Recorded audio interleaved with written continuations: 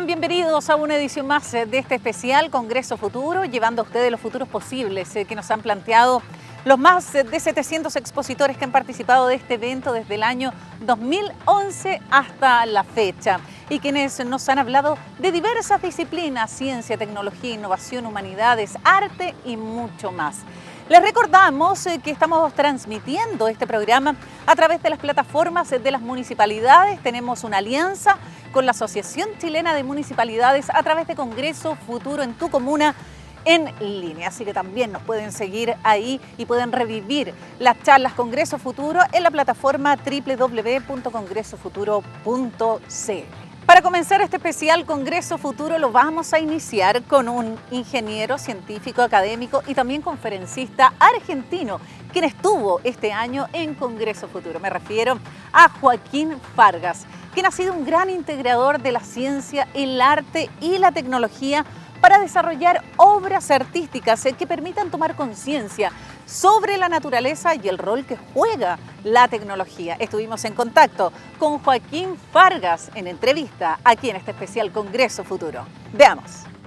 Hola, ¿cómo están? Bienvenidos. Soy Jessica Soto Huerta. Estoy junto a Joaquín Fargas, este gran expositor que estuvo en Congreso Futuro 2020, ingeniero industrial y también director artístico del Lab Bioarte de la Universidad de Maimódine. Joaquín, ¿cómo estás tú? Bien, muy bien, todo bien por suerte. Acá, digamos, confinado, pero tratando de pasarlo lo mejor posible, ¿no? ¿Cómo has llevado este confinamiento mundial, tenemos que decirlo, durante estos meses? Porque creo, o tengo entendido, que en Argentina están con cuarentena total desde marzo, ¿no? Sí, estamos de cuarentena total desde marzo. Yo estoy desde el 12 de marzo absolutamente confinado, porque encima tuve un adelanto de la cuarentena por haber llegado de viaje, así que, no sé, llevo como 65 días, 70, no sé cuánto, ya perdí la cuenta. O sea, Y llegaste justo a la cuarentena total a Argentina. ¿Dónde estabas?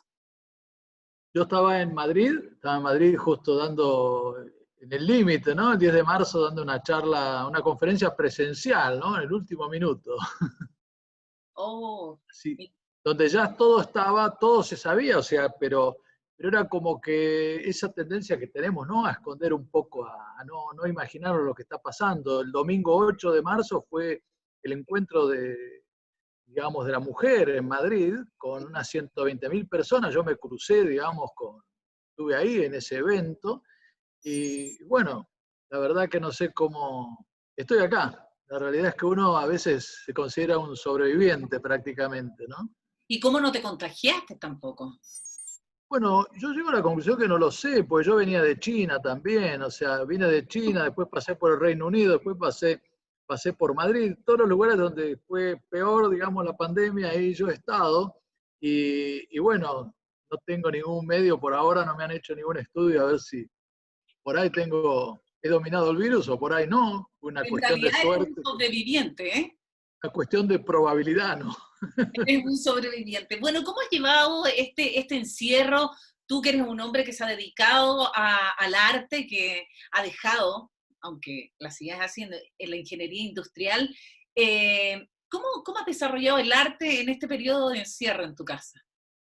Bueno, yo creo que pasaron un par de cosas, o sea, eh, primero a mí me interesa analizar mucho cómo fue la rápida adaptación a esto, ¿no? O sea, en un momento, al principio todos nos quedamos como frisados, estábamos todos congelados, no sabiendo qué hacer ante esta cuarentena. Y al poco tiempo, ya 10, 15 días, a lo sumo 3 semanas, ya todos estábamos activos, todos nos habíamos adaptado. Eh, Hay una definición de inteligencia que dice la capacidad del hombre de adaptarse al medio ambiente en que vive. Bueno, de alguna forma nos adaptamos y ahora hay como una nueva normalidad, por así decirlo, entre comillas, ¿no? ¿Y cómo te Eh, adaptaste tú a esta nueva normalidad?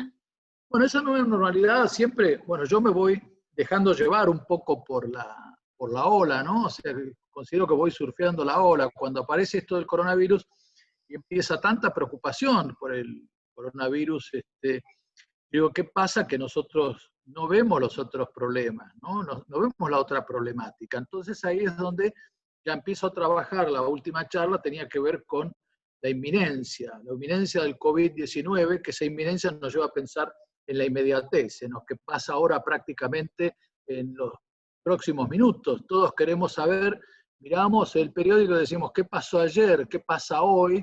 ¿Qué va a pasar la semana que viene? ¿No? O Pero sea, no son nos las preguntas que proyectamos nos 5 hacemos. años. Pero no Pero, nos claro, proyectamos 5 años. no nos podemos proyectar. Y nos toca esto como es una gran epopeya, o sea, yo considero que somos duros testigos, ¿no?, de una realidad que nos pone como realmente, vuelvo a ser redundante, a ser testigos de un evento que es único y primero en la historia de la humanidad, que es perseguir un objetivo común. Un único objetivo que tiene como fin combatir el COVID-19. Nuestros objetivos, que fueron divergentes, hoy se encuentran alineados atrás de un solo objetivo, que es esta lucha contra el virus. Entonces eso, digo, bueno, ¿por qué no lo tomamos como una oportunidad y pensamos que esto puede ser una escalada en la mejora del desarrollo de la civilización humana? Y desde lo que tú Bueno, haces, ¿cuál es la oportunidad que tú has encontrado en tu disciplina para poder desarrollar lo que haces? bueno, hay dos. Una, primero voy a comentar después un proyecto que yo había arrancado justamente en enero y que me tomó, digamos, la pandemia de sorpresa, como nos ha tomado a muchos, a todos prácticamente, ¿no? Pero yo creo que la oportunidad que yo veo es que, primero, a mí me gusta el pensamiento artístico, yo tomo el pensamiento artístico, es en realidad un pensamiento filosófico libre, en donde uno puede escapar del protocolo de las disciplinas. Cada disciplina, que nosotros tenemos la obligación de estudiar, yo como ingeniero tuve que, digamos, pensar con un determinado protocolo, un médico tiene que seguir un protocolo determinado, un biólogo también. Entonces le digo, bueno, a ver, ¿cómo salimos de esas cajas sin perder nuestro conocimiento, nuestra expertise en esa temática, pero pensar libremente? Y ahí es donde el arte permite permear y hacer como ese fluido que conecta esos vasos comunicantes que son los diferentes estratos o clúster del conocimiento. Entonces, yo voy con preguntas que siempre son provocadoras, ¿no? O sea, en el sentido, yo le pregunto a los biólogos, estábamos hablando de los virus, y yo le digo, bueno, ¿cuál es el respeto que nosotros tenemos por la vida, ¿no? Ese derecho que decimos, sabemos que hoy no vamos a usar un chimpancé, por ejemplo, para prácticas de laboratorio, pues se parece mucho al ser humano. Hay un protocolo para la utilización de los ratones y todo, para los estudios que haya que hacer, para, digamos, una cuestión de bioética. Y después digo, bueno, pero ¿en qué se basa la bioética, el respeto por un animal? Si es muy grande, que es una ballena, nos parece que son pocos, hay que respetarlo. ¿Y el derecho al mosquito? ¿Respetamos al mosquito? ¿Por qué no? Si, digamos, lo aplastamos. Entonces, cuando llego, digo, ¿y qué pasa con los virus? Entonces, el biólogo, cuando estamos en esa charla, me dice, pero lo que pasa es que los virus no son seres vivos. Entonces dije, ¿no son seres vivos? No, por definición no son seres vivos porque necesitan de un hospedador, entonces le inoculan el ADN en el núcleo de la célula y se replica. Le digo, ¿cuál es la diferencia? Entonces tenemos un problema con la definición de vida, ¿no? Tenemos un virus que muta, que se esconde, que parece ser más inteligente casi que nosotros, y el cual no podemos dominar, ¿no? Bueno, esa es la reflexión que tú haces. Nosotros, en realidad, cuando pensamos en ti, pensamos en la ciencia, el arte y la tecnología, que es lo que nos presentaste en Congreso Futuro. La gente debe estar pensando cómo se puede mezclar el arte, cómo se puede mezclar la tecnología con la ciencia.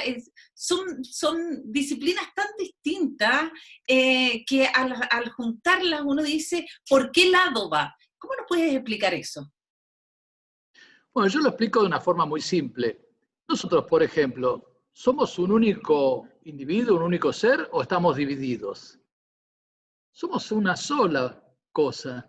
Y eso es así el conocimiento. Por eso yo cuando hablo del arte, la ciencia y la tecnología, digo, me remito a una palabra griega que es tecné. Esa palabra tecné, que de ahí viene tecnología, hablaba de todo lo que son las actividades. Las actividades tanto artísticas, científicas, tecnológicas o las que fueran, todas estaban bajo ese paraguas de la tecné. Entonces yo digo, en realidad, yo hablo del encuentro, o hablaba del encuentro del arte, la ciencia y la tecnología, y ahora prefiero hablar de la simbiosis del arte, la ciencia y la tecnología. ¿Qué significa la simbiosis? Que uno depende del otro. Yo no puedo pensar la ciencia separada de la tecnología. ¿Por qué? Porque la ciencia no puede desarrollarse si no tiene los elementos tecnológicos, por ejemplo, para hacer una investigación adecuada. Con esa investigación adecuada aparece un nuevo descubrimiento científico, el cual después se traduce por ahí a través de la tecnología en un elemento útil para la sociedad. Entonces, el arte vuelve a hacer ese camino también que ayuda con la creatividad, con todo, que es impresionante la necesidad que tenemos en cualquier área, ya sea la tecnología o la ciencia.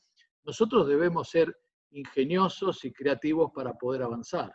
¿Tú sientes que los artistas actualmente, en esta época de la humanidad, van a tener un desarrollo más prolijo, más pensante, más emocional, considerando que estamos casi la mayoría encerrados donde las emociones también se entrecruzan y van a salir grandes obras en este momento?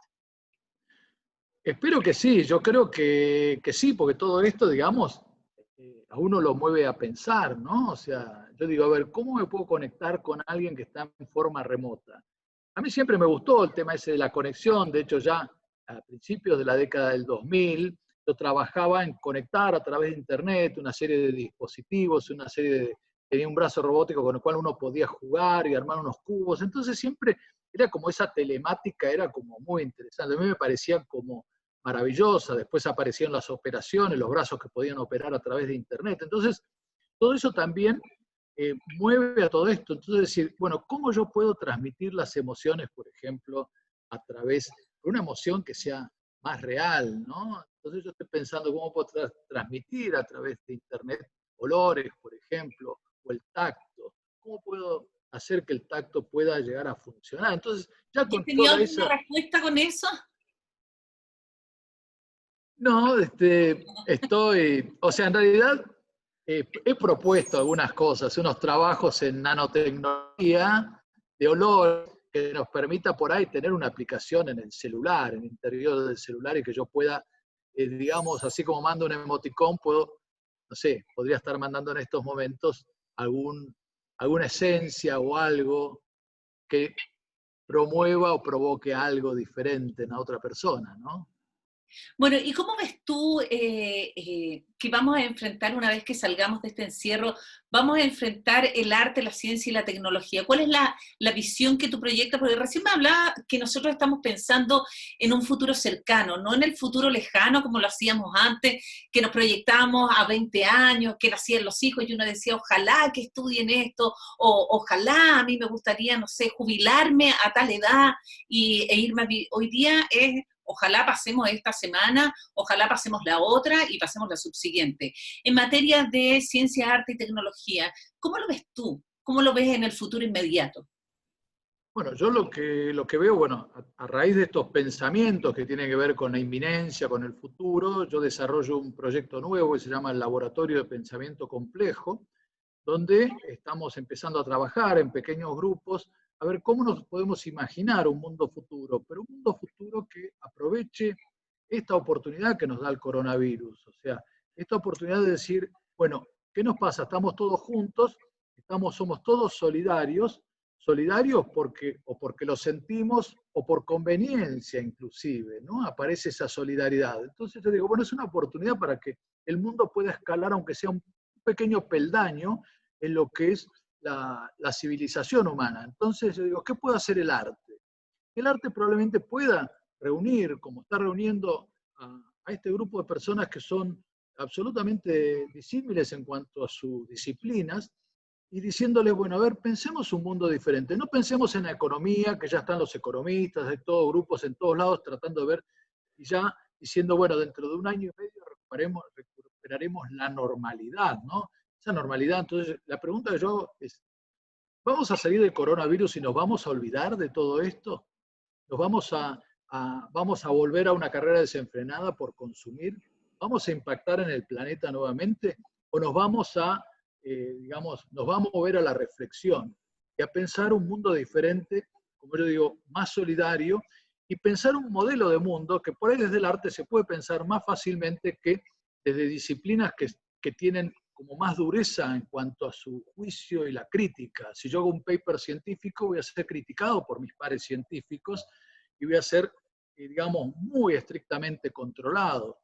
En cambio, si yo presento algo artístico, que es utópico, algo que, digamos, mira al futuro sin ningún tipo de límites, no, siempre está el recurso de decir, bueno, esto es un proyecto artístico, o sea, nadie me puede criticar. O sea, yo puedo proponer, pero mucho más libremente. Esa sería un poco la idea. Quiero hacerte una última pregunta. Uno siempre piensa en este futuro posible. Hoy día pensamos cosas sobre el futuro que nos parecen casi ilógicas. En realidad, como te decía, ciencia futura o ciencia ficción. Y hay muchas cosas que nosotros decimos, no, ciencia ficción.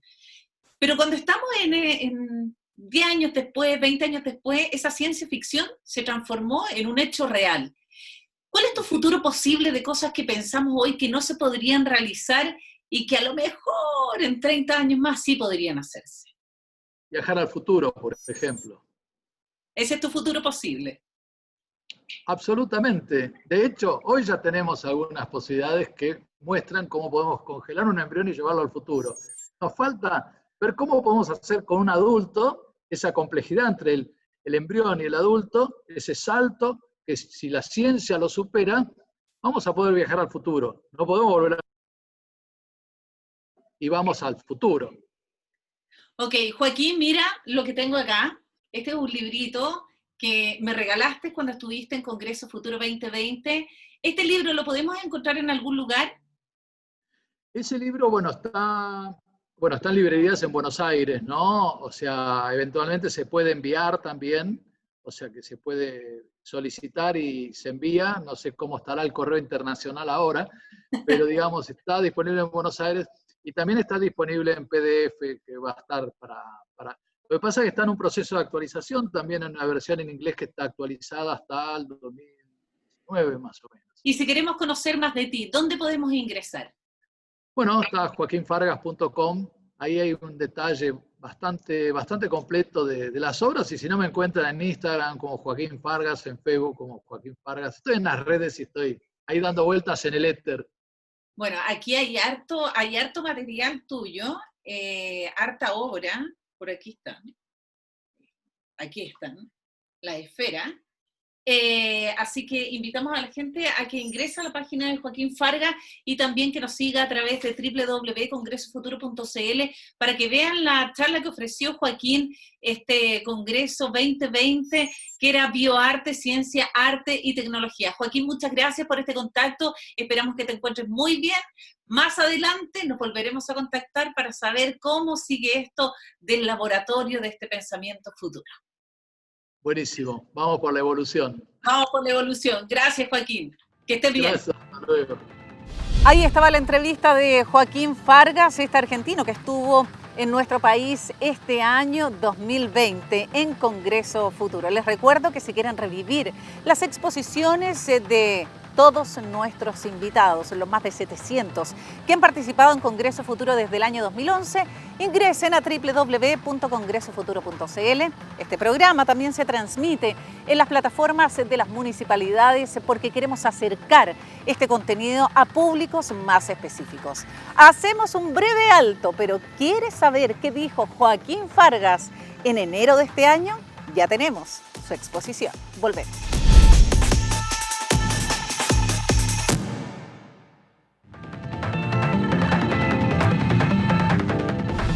Porque queremos acercar el conocimiento y también la ciencia a la ciudadanía, te llevamos hasta tu casa lo que han sido las exposiciones de los más de 700 invitados que hemos tenido en Congreso Futuro desde el año 2011.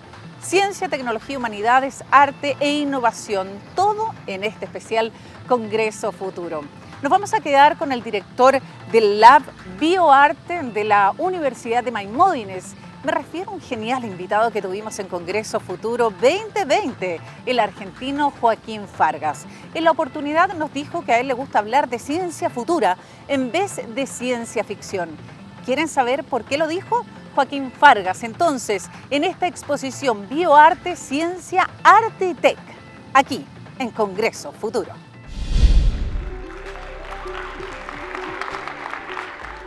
Hoy les voy a presentar a Robotica, Robotica de Nanobot. De Nanobot es una nana robótica que aprende a cuidar bebés humanos. O sea, ahí la vamos a ver. Ahí está Robotica con un bebé.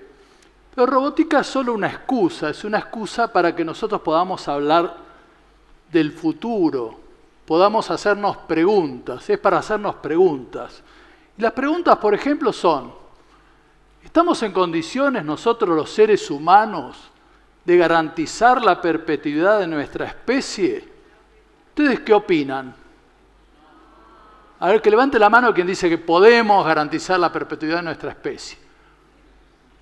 Oh, 2 personas, 3 en esta audiencia, 4, 5. Bueno, vamos ganando, parece que estamos haciendo una buena campaña. Pero bueno, 5 sobre, no sé, 200 personas, o sea que nos preocupa un poco.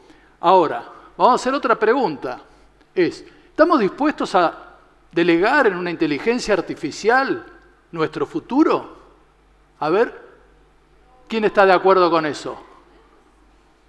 Más o menos la misma cantidad de gente.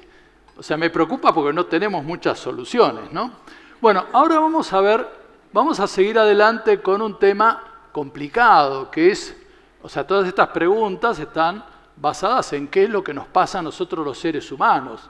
¿Qué es lo que nos pasa, por ejemplo, cuando este proyecto, si bien es un proyecto Robotica, es un proyecto artístico, ¿no? La idea es que nosotros no tengamos que sacar conclusiones científicas sobre esta instalación, sobre ese robot, sino que nos sirva para interpelar, digamos, a nosotros mismos y hacernos estas cuestiones y estas preguntas. El proyecto tiene 10 años, pero recién se plasmó el año pasado. 10 años más tarde, después de su primer blog que tuvo Robotica en octubre del 2009, en agosto del 2018 se presentó por primera vez y trabajamos lo que eran las noticias del día. Las noticias del día en esos momentos eran Kim Jong-un ahí festejando, diciendo eso, ¿no? Que ya está preparado para enfrentar a Estados Unidos. ¿Qué significa eso? Significa yo tengo misiles y ojivas nucleares para poder alcanzar cualquier lugar del mundo, puedo alcanzar a Estados Unidos, ¿no? La segunda noticia del mismo día era esto, el Amazonas en llamas. Entonces, ahí empieza a preocuparnos un poco. ¿Qué es lo que nos pasa a nosotros con las noticias? Porque leemos todas estas noticias como si fueran prácticamente las noticias de deportes, ¿no? Las noticias culturales. Prácticamente vamos pasando el diario y vemos qué es lo que ocurre. Ahora tal vez estemos un poco más alertados de lo que pasa, porque nos encontramos que ahí, por ejemplo, vamos a ver, Gorbachev, que fue antes de que la Rusia, toda la corporación, la URSS, digamos, se abriera, él era el principal, el más poderoso, y hoy dice que estamos ante un problema colosal. Eso lo dijo hace un par de meses. Seguimos avanzando y aparece esto, ¿no? Lo que apareció en estos días donde Estados Unidos atacó y mató a ese líder militar iraní, y después hubo una respuesta, le muestra todo el armamento poderoso que tiene, dice, nunca va a tener armas nucleares Irán. ¿Nunca va a tener armas nucleares Irán? Si no las tiene, las puede robar, las puede tomar, no hace falta que las produzcan, ¿no?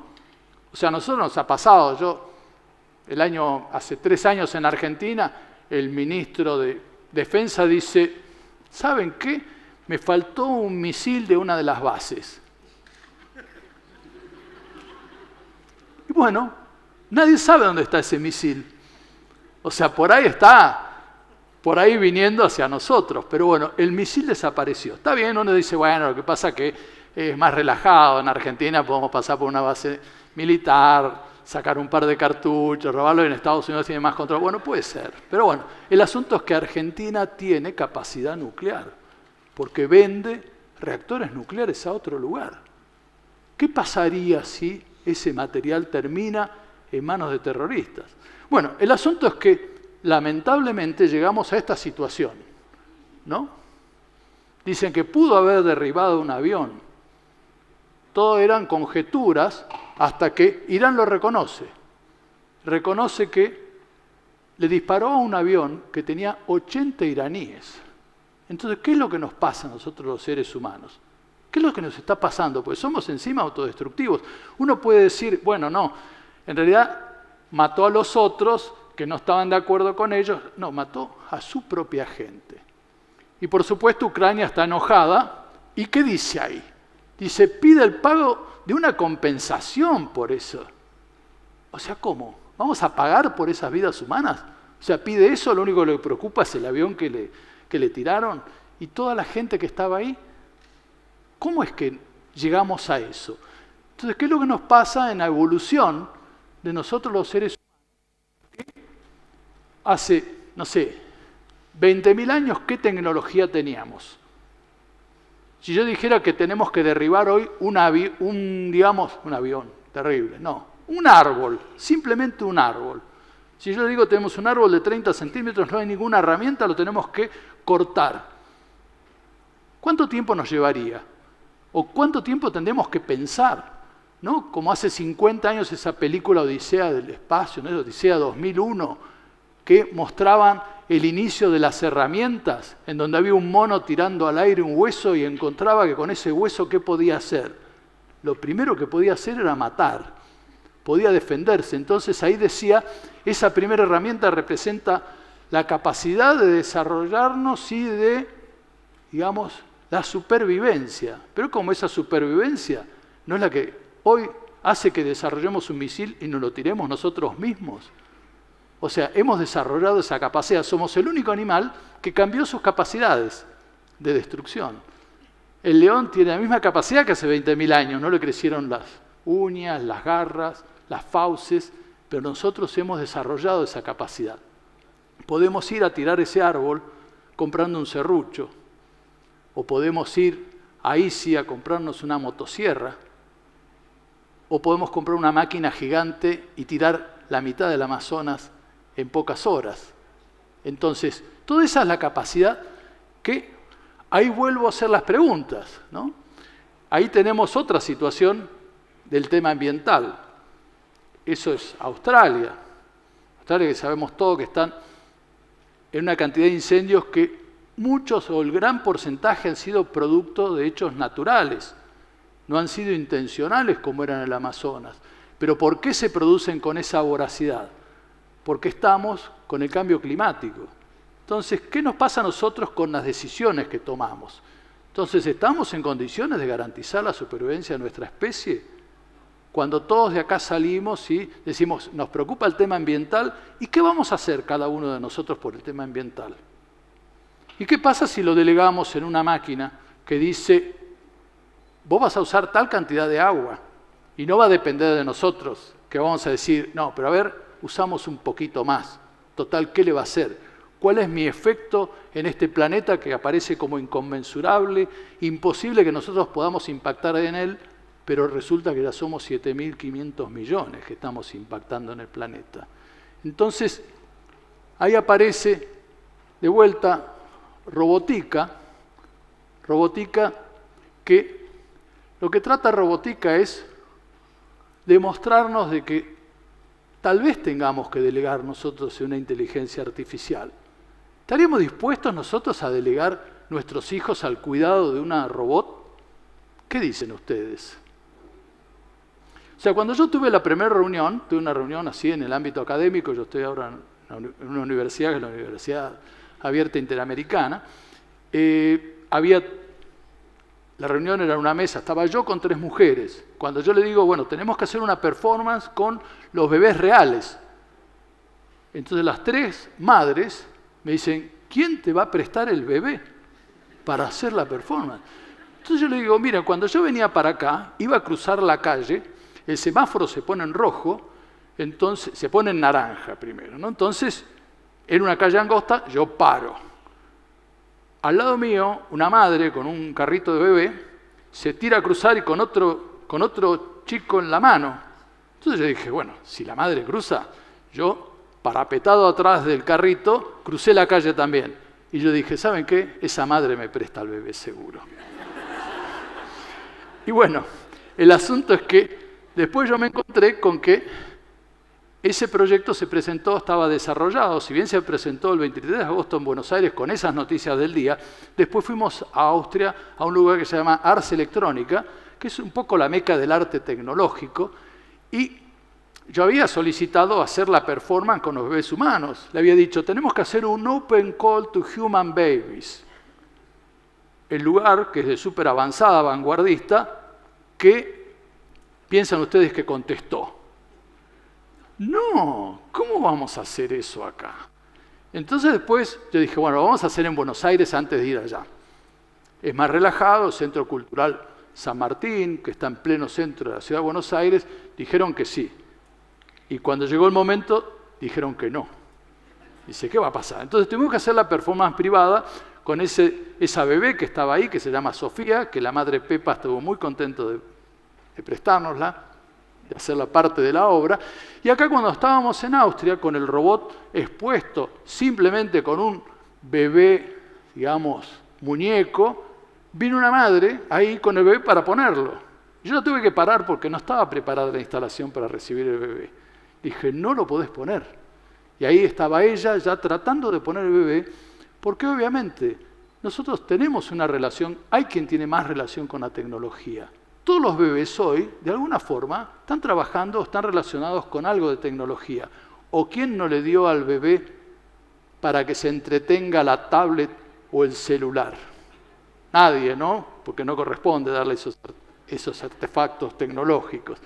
Bueno, el asunto es que ahí es el bebé con el muñeco, la robot con el bebé muñeco, que interactúa, va aprendiendo, y el objetivo es que robótica se erija como un arca galáctica que en el futuro lleve embriones congelados a todos los rincones del universo para garantizar la supervivencia de nuestra especie.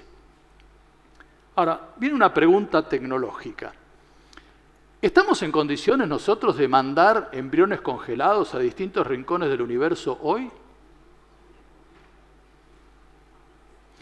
Bueno, si yo le dijera que hace 2 años un embrión que tenía 23 años de congelado fue implantado en el útero de una chica de 26 años y ese bebé nació, eso es tecnología de hoy. O sea que no hay mucho futuro para esperar, digamos, para pensar que hay muchas cosas que se pueden convertir en realidad. Entonces me gusta hablar de lo que es ciencia futura en vez de ciencia ficción. Hay muchas cosas que no son posibles hoy, pero tal vez hay cosas que en muy corto lapso, tal vez 2 o 3 generaciones, puedan convertirse en realidad. Y eso conformaría lo que es ciencia futura. El tema es a qué cuestiones tecnológicas nosotros deberíamos, digamos, atenernos y aprovechar para garantizar esa supervivencia de nuestra especie. ¿Estaremos en condiciones nosotros? ¿Estaremos a la altura de pensar que siempre va a haber algo que puede relacionarse con nosotros y hacernos tener esa cara de alegría y satisfacción como la bebé? Einstein dijo que ningún problema podía ser resuelto con el mismo nivel de conciencia con el que fue creado. Tal vez nosotros tendríamos que delegar en una inteligencia artificial nuestro futuro que tenga una ética pensada por todos nosotros en ese momento y que desprovista de emociones tome las decisiones adecuadas simplemente para que podamos seguir siendo seres humanos. Gracias.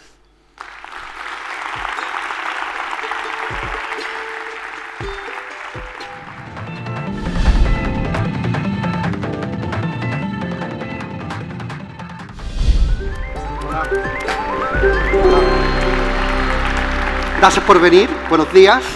En los próximos 18 minutos yo les voy a hablar acerca de un órgano que me ha cautivado desde que era estudiante, que es el cerebro.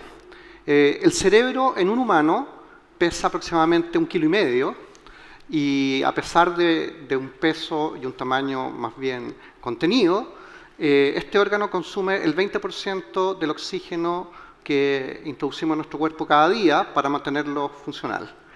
Por lo tanto, este órgano es de alto interés, entre otras cosas, porque provee el sustrato biológico y estructural en donde están las funciones cognitivas, donde está el pensamiento abstracto, las emociones, los sentimientos, el sentido del humor, el libre albedrío, muchas de las cosas que nos hacen humanos.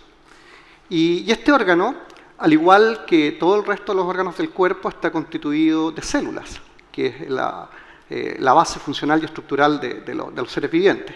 En el caso del cerebro, tenemos un número aproximado de 86.000 millones de neuronas en un cerebro adulto, que están acompañados de otro tipo de celular que se llaman las células gliales, que en números son entre 90 y 100.000 millones, y estos dos tipos celulares se integran para formar una red, y el cerebro opera y funciona como una red celular interconectada. Esa es la forma como puede ejecutar su función principal, que es la transmisión de información en el sistema nervioso. La forma como se organizan estas células es a través de una estructura hiperespecializada que se denomina la sinapsis. Y en un cerebro adulto tenemos aproximadamente 100 trillones de sinapsis. Entonces, simplemente para entender lo que significa el número 100 trillones, quisiera comentar que este número, aproximadamente 100 trillones, es el número de estrellas que hay en el universo.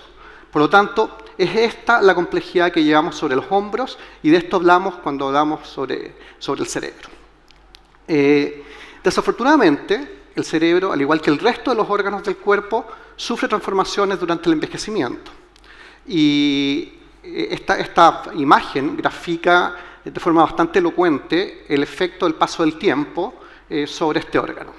Podemos ver que el árbol está frondoso y muy joven en el extremo izquierdo, y a medida que transita la imagen hacia la derecha, el árbol va perdiendo follaje que recapitula más o menos lo que va ocurriendo en el cerebro.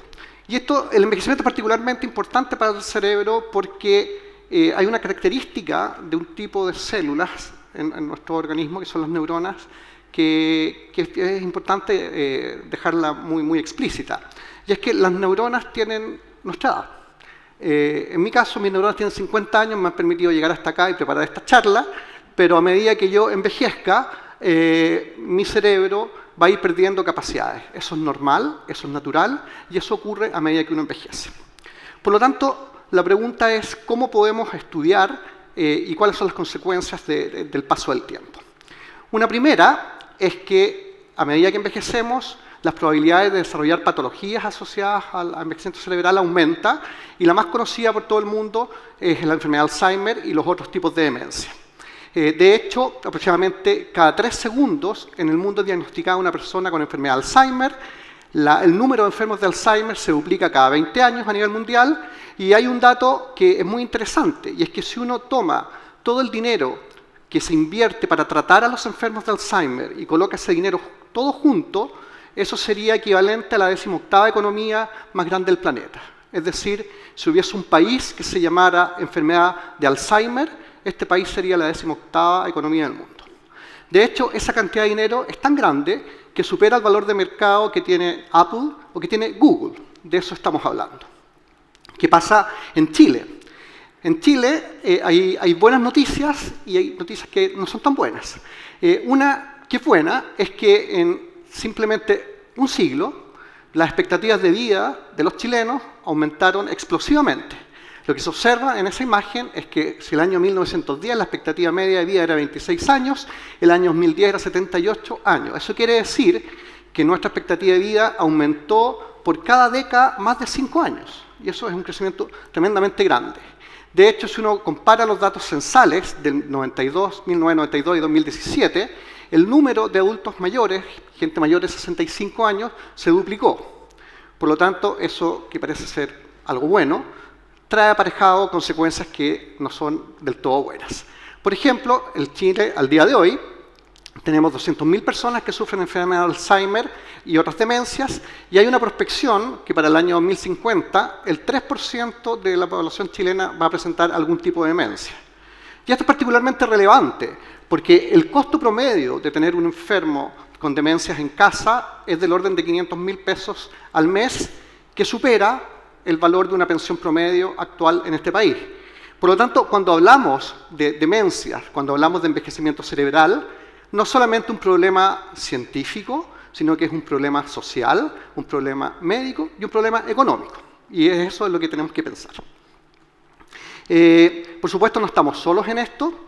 En el mundo se está discutiendo respecto de estos temas y, por ejemplo, en Estados Unidos, voy a mostrar solamente una pequeña cita de un paper académico que lo que hizo fue calcular qué es lo que ocurriría si en Estados Unidos incrementamos las expectativas de vida sana. El tiempo que transcurre desde que uno nace hasta que uno muere son las expectativas de vida. Pero las expectativas de vida sana es un tiempo que es menor a la expectativa de vida y es todo el tiempo que permanecemos sanos. Es decir, todo el tiempo en donde estamos libres de enfermedades asociadas al envejecimiento, que son crónicas y las más prevalentes en los humanos. Y en Estados Unidos se sabe que si uno incrementa simplemente 2 años y fracción el periodo de vida sana en la población, el ahorro para el Estado va a ser de aproximadamente $7 trillones, dinero que se podría invertir en otras cosas, indudablemente. Por lo tanto, en nuestro centro estudiamos un campo disciplinario que es relativamente nuevo, que se denomina la gerociencia. Es un concepto que se acuñó el año 2012 y que conecta 2 áreas que transitaron caminos distintos durante mucho tiempo, que es la biología de las enfermedades, es decir, estudiar una enfermedad a la vez, y la biología del envejecimiento, que es lo que ocurre a escala celular cuando envejecemos. La convergencia de estas 2 disciplinas se denomina la gerociencia. ¿Cuál es el problema cuando pensamos en el cerebro y las consecuencias de envejecer? Los principales problemas son 2. El primero es que nosotros podemos saber qué ocurre con las neuronas, porque podemos hacer experimentos con ellas. Pero eso tiene 2 singularidades. La primera es que trabajamos principalmente con neuronas de roedores, por razones obvias, ratones o ratas. Y la segunda es que las neuronas, para poder tenerlas vivas y poder trabajar con ellas, las tenemos que sacar desde un embrión de ratón o de rata. Por lo tanto, no estamos trabajando ni con la especie relevante, humanos, ni estamos trabajando en la escala de tiempo relevante, porque trabajamos con embriones. Por lo tanto, tenemos que buscar una solución a este dilema. Y la respuesta a este dilema es la reprogramación celular. Y reprogramación celular que dio origen el año 2012 al Premio Nobel de Medicina para Sir John Gordon y Shinya Yamanaka, que describieron de que efectivamente nosotros podemos tomar células de un organismo adulto, de cualquier parte de ese organismo, y las podemos reprogramar para convertirse en otros tipos celulares. De hecho, este mecanismo, que es de reprogramación celular, se hace utilizando simplemente 4 genes. Nosotros tomamos 4 genes, los introducimos en una célula, y esa célula la dejamos desdiferenciada y luego podemos obtener una célula diferenciada. De hecho, esos 4 genes, a partir de estas investigaciones, se conocen en la jerga como los factores de Yamanaka, en honor a Shinya Yamanaka. Cuando utilizamos los Yamanaka Factors, lo que terminamos finalmente es con un grupo de células, que es lo que está pintado de verde ahí en el centro de la diapositiva, que son células inducibles pluripotenciales. Ese es el nombre técnico. Y ese grupo de células las podemos obtener tanto de donantes jóvenes como de donantes viejos. Y si introducimos los Yamanaka Factors, vamos a terminar con esas células inducibles. Sin embargo, el problema con este mecanismo es que cuando hacemos eso, estamos volviendo las células que hemos tomado, ya sea de un joven o una persona envejecida, a un estadio similar al que tienen esas células en el embrión. Es decir, las estamos, entre comillas, rejuveneciendo, y cuando luego generamos neuronas, terminamos con neuronas jóvenes, simplemente. Por lo tanto, necesitamos una estrategia que sea un poco distinta y que está pintada en la parte de abajo de la diapositiva, en la que tomemos muestras de pacientes o de donantes que tengan una edad determinada y podamos producir neuronas que mantengan la edad cronológica del sujeto que donó la muestra. Y eso es lo que estamos haciendo en mi laboratorio y es lo que les voy a contar a partir de ahora. Por lo tanto, nosotros tenemos la posibilidad, al día de hoy, de tomar un ratón, que puede ser joven, un ratón adulto o un ratón envejecido, sacar una biopsia de piel, cultivar células de la piel y esas células de la piel, posteriormente, convertirlas en neuronas. Y eso es lo que quiero mostrar a continuación.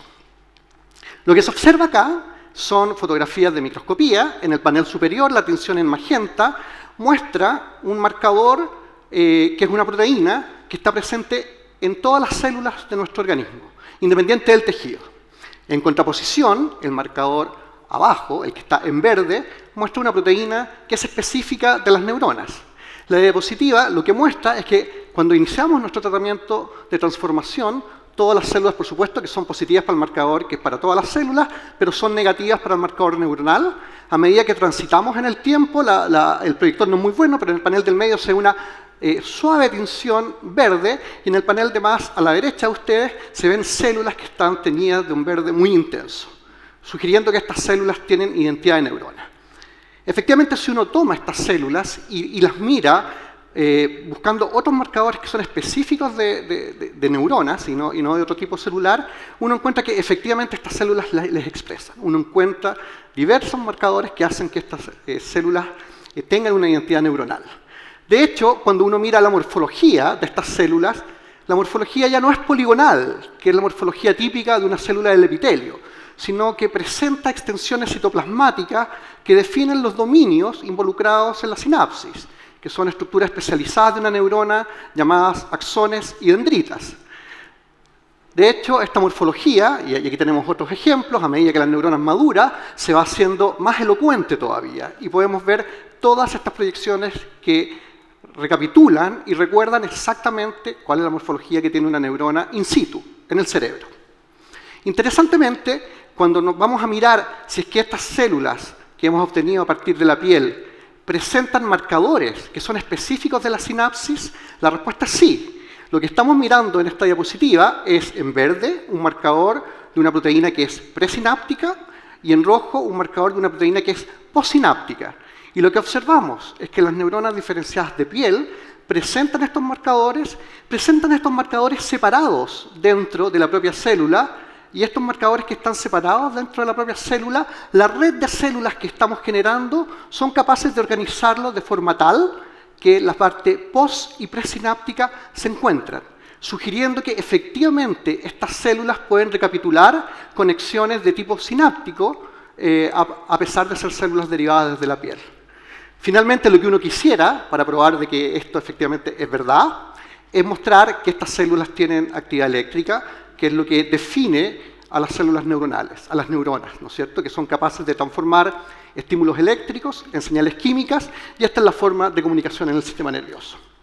Y lo que se observa acá es que si uno toma estas células y utiliza un electrodo, que es lo que se observa en la fotografía, para medir corrientes eléctricas, efectivamente estas células uno las puede, cuando las va a mirar, las puede clasificar en dos poblaciones. Una población que va a corresponder a aquellas que tienen la morfología de neurona, que presentan los marcadores neuronales, que presentan las proteínas sinápticas y que cuando las colocamos un electrodo registramos corrientes eléctricas, que es lo que se ve en la parte izquierda de la diapositiva. En contraposición, las otras células, las que no presentan la morfología neuronal, las que no tienen los marcadores adecuados al momento de hacer el registro electrofisiológico, no presentan una respuesta eléctrica. Y a medida que esperamos más tiempo en nuestro protocolo de diferenciación, el número de células que se vuelven responsivas y que pueden tener actividad eléctrica se va incrementando.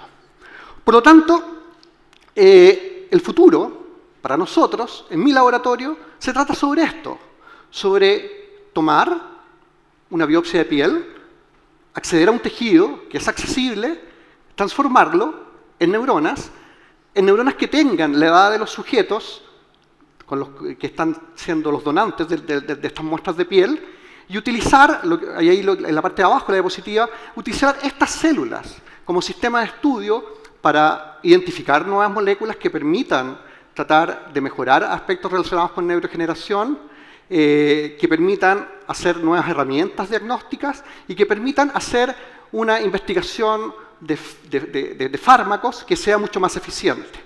Uno de los problemas actuales es que para llegar a un fármaco hay que partir con cientos de miles de moléculas en el pipeline, porque muchas de las moléculas no funcionan cuando se trasladan desde un modelo animal a un modelo humano. Y esto es particularmente relevante para la enfermedad de Alzheimer, finalizo con esto, porque de cada 100 personas que tienen enfermedad de Alzheimer, 95 personas tienen Alzheimer no por un origen genético.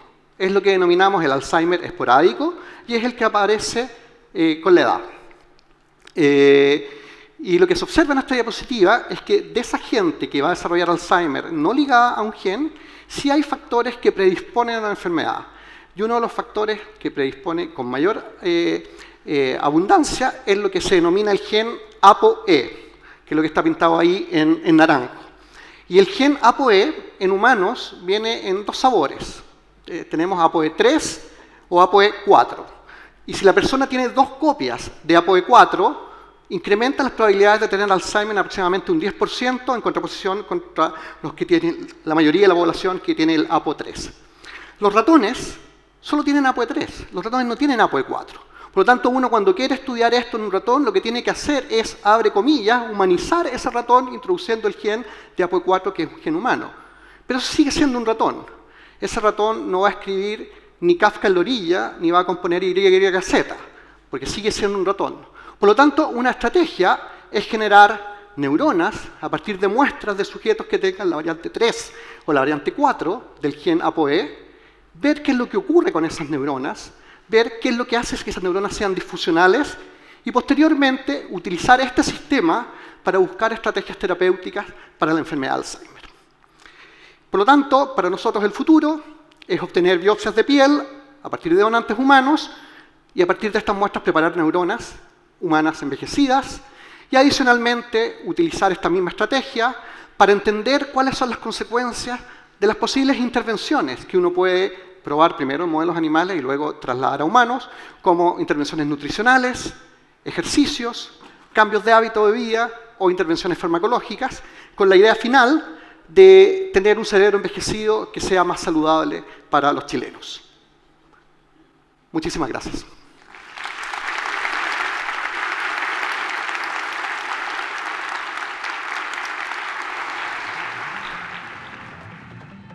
Para tener en cuenta, cada 3 segundos una persona es diagnosticada en el mundo de Alzheimer.